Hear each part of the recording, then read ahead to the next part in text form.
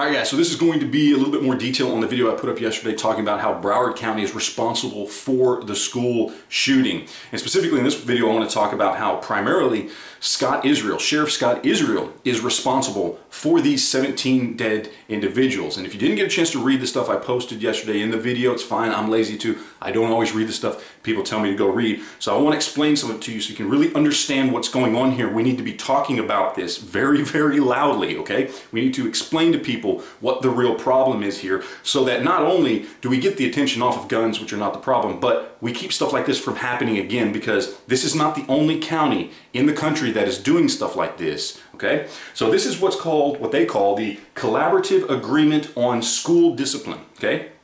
Here's all the people that were involved in it.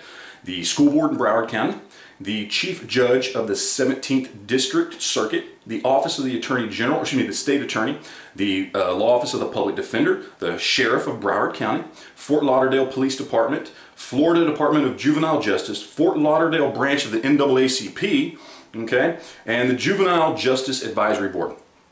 Now I'm going to read you the first paragraph in this, which is going to explain everything that I'm talking about here. It says, whereas the parties acknowledge that law enforcement plays an essential role in maintaining safety in the community. However, the use of arrests and referrals to the criminal justice system may decrease a student's chance of graduation, entering higher education, joining the military, and getting a job. Oh, how sad. Those poor students that just broke the law, and that might hurt their future. Well, we've got to do something about that, right?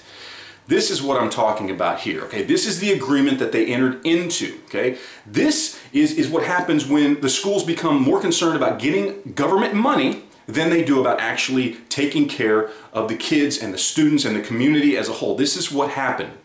School board went to the sheriff and said, please stop arresting these kids. Our numbers look bad. We're not getting the government money that we want so bad. So if you don't arrest them and nothing goes on the books and you don't worry about misdemeanors, you look the other way. You don't worry about the felonies. Don't worry about the fact that this guy, okay, 39 times, all right, he made threats. He got involved in violent acts against other kids, other students, including people like his step-parents or his adopted parents, whatever they were. Okay, they called on him. He threatened people. He threatened to shoot up the school. Okay, he brought knives to school. He brought bullets to school. This was a known problem child. Okay, they knew this and they looked the other way. Why? Because of government money. The school district wanted government money, and the reason why I say that Sheriff Scott Israel is the one most responsible for this is because he is the chief law enforcement official in that county. And he willingly entered into this deal with the school district when he should have done his job, which is to say, no,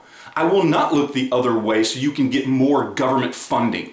I will do my job. I will enforce the law. I will instruct my deputies to enforce the law. But instead, he entered into the deal, which makes me suspect he's probably getting something out of this deal as well. And we need to be acknowledging this and telling as many people as possible about this deal. Again, we don't want this to happen somewhere else. And we want to make sure people use this as an example of what not to do. Look, they want to come out and say immediately, right after this school shooting happened, Sheriff Scott Israel knew it was this policy that led to 17 people being killed. He knew it. And that's why the first thing he did up there in front of the school, as soon as the media was all focused on him, we got to do something about the NRA and all these guns, because he had to take the focus off himself.